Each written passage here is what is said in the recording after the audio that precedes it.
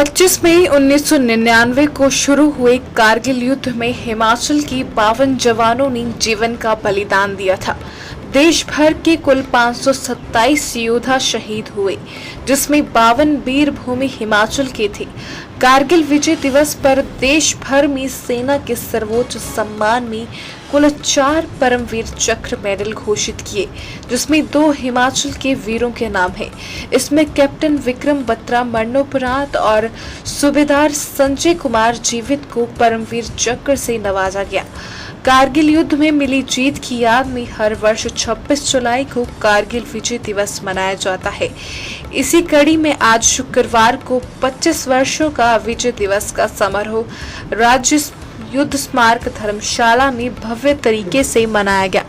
इसमें brigadier GS Puri, station commander Yol 9वीं corps ने मुख्य अतिथि के रूप में शिरकत करते हुए शहीदों को श्रद्धांजलि अर्पित की, जबकि जिला प्रशासन, सेना के अधिकारियों, पूर्व सैनिकों व विभिन्न संस्थाओं ने भी पुष्प अर्पित किए। आज कारगिल विजय दिवस है, क्या कहेंगे? शहीदों को श्रद्धांजलि भी दे रहे हैं, कितना गौरवान्वित करने वाला पल भी रहा है ये? मैं colonel RP Guleria, general secretary Indian excess league Himachal Pradesh. मैं आज इस कारगिल दिवस पर सर्वप्रथम उन वीर सैनिकों को अपने श्रद्धांजलि अर्पित करना चाहता हूं, जिन्होंने देश की सुरक्षा और रक्षा के लिए अपने प्राणों की आहुति दी। दूसरा, उन सभी सैनिकों को मैं नमन करना चाहता हूं, जिन्होंने इस युद्ध का हिस्सा बने।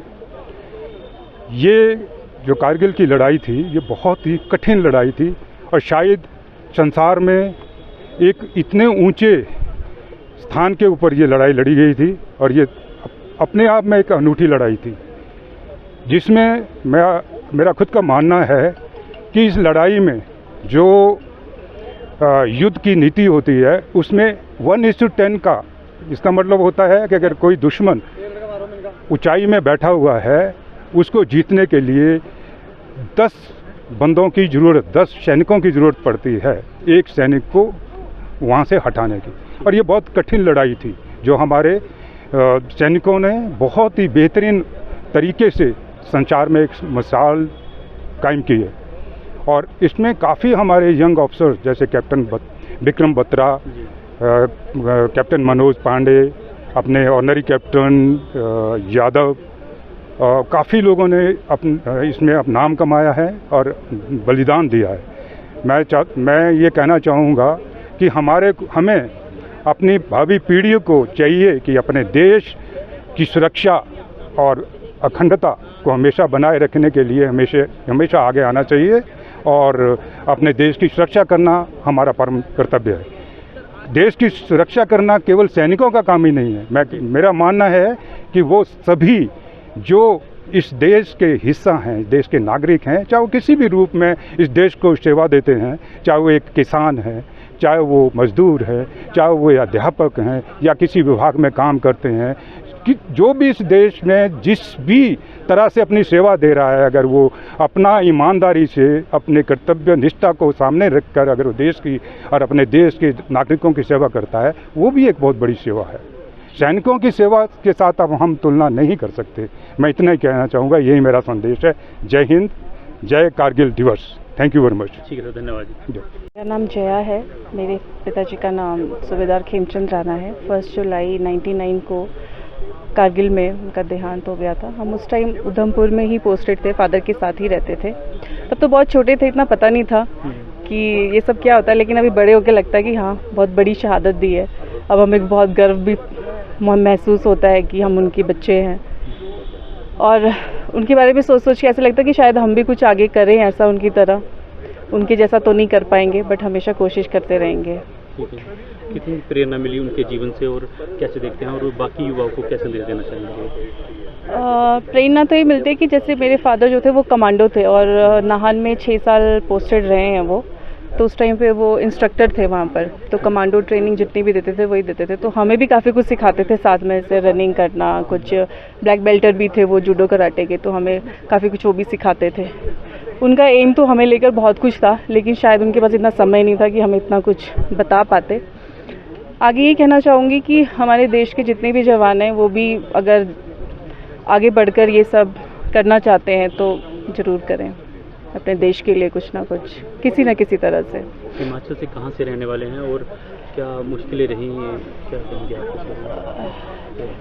मैं बेसिकली हम लोग हिमाचल मंडी से बिलोंग करते हैं। मैं यहाँ ECHS ओल्ड कैंट में लास्ट 10 ईयर से जॉब कर रही हूँ। तो पिछले साल भी मैं यहाँ पर आई थी श्रद्धांजलि देने, हर साल आती रहूँगी जब तक यहाँ रहूँगी। बाकी मुश्किलें तो ऐसी नहीं आई क्योंकि मेरे फादर ने जितनी कुर्बानी दी थी सभी लोगों ने हमारा बहुत सपोर्ट किया है, तो ऐसी कोई मुश्किलें तो नहीं आई हैं लाइफ में, सब अच्छे से ही हुआ है। ठीक है, धन्यवाद। Thank you. Especially with the state of Himachal Pradesh, they have contributed a lot towards this the security of the country. So we are very proud of the contribution of the state of Himachal Pradesh as far as the defense of the country is concerned. I assume that this will be an example for all the younger generation to contribute and towards the country. Thank you. So what message you want to convey to the younger generation as well as to the neighboring countries? The message to the younger generation is, they are the role models. Please emulate, please follow them. Thank you.